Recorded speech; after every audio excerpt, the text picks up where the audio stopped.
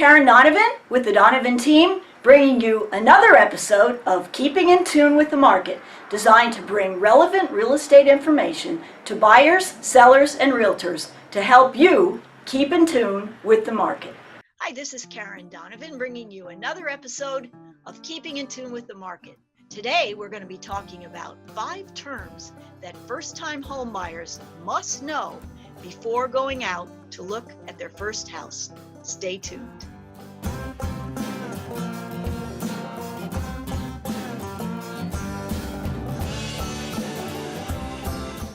It's the home buying season. Those for sale signs are popping up all over the place. We've got to get in gear. So let's take a little journey, and I'm going to lead you through a few terms that you're going to need to know so that you'll be prepared to buy your first house. Term number 1, pre-approval. What's the difference between a pre-approval and a pre-qualification? Well, a pre-approval is like going almost all the way to the finish line as far as getting your loan is concerned. You provide the mortgage officer that you meet with not only your credit history, but usually copies of your bank statements, your income tax returns, so that they can really drill down and make sure that you are getting the best kind of mortgage for you. A pre-qualification is really the first step in the process, and that's where a lender talks to you, just finds out some information about your income and verifies your credit, and that's a pre-qualification. Term number 2, what is an FHA mortgage? FHA stands for Federal Housing Authority. It's a federally backed loan, and it's generally for folks who have a smaller down payment because you only need to have 3.5% to put down. In a conventional loan, you usually need to have between 10 and 20% down, although sometimes you can find conventional loans with less. The other great thing about FHA is it's great for someone who doesn't have really stellar credit. You can get an FHA loan with a credit score of somewhere around 640 to 650, but please check with your lender. Term number 3, down payment. Down payment is earnest money that the seller gets from the buyer when the buyer signs the contract. Generally speaking, there's quite a range on how much that might be. It could be as little as a couple $1,000s in some states to maybe 5 to 10% of the purchase price of the house in other states. The main thing about an escrow account is the money cannot be removed by either the buyer or the seller arbitrarily. Everyone always has to agree.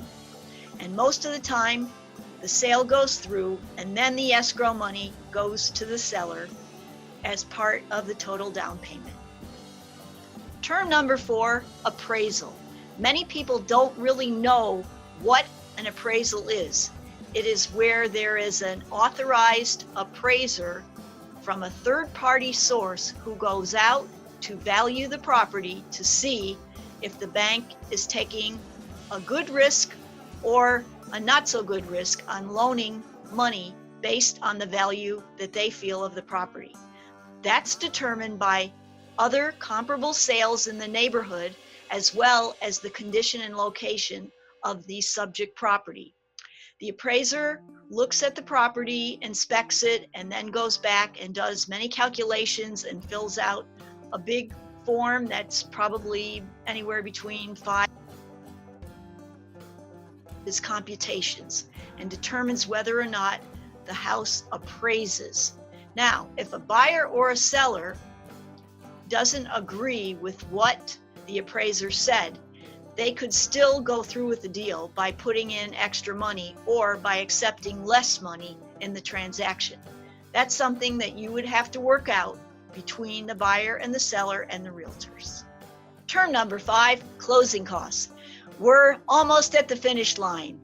It's time to go to the closing table. Your attorney and your lender tell you you need to gather up all your funds for closing costs.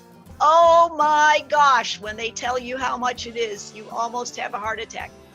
it's not necessarily money that you have to lay out that you won't be benefiting from. Many of the items in your closing costs are escrows. What escrows are money that the bank feels they need to hold on to protect themselves for paying your taxes, your insurance, and the like. So sometimes they want a year's taxes in the escrow account, which is part of your closing costs. So in actuality, even though your closing costs seem like they shouldn't be that high, they usually end up being somewhere between 2 to 5% of the total purchase price of the house. The best thing to do is to talk to your lender and make sure that they give you a good faith estimate of all of your costs that are involved in buying a house. Well, we've only scratched the surface today, even though we've covered a ton of topics. I know you have other questions. Please feel free to draw on the knowledge of the Donovan Home Team. We've been in business for over 20 years, and we've probably come across almost every question that you can think of, but maybe a few you haven't, in which case we'll be glad to find out the answer for you. In the meantime, if you're thinking of buying, make sure you click here. And if you're thinking of selling, make sure you click here. Until next time, remember to keep in tune with the market and make it a great day.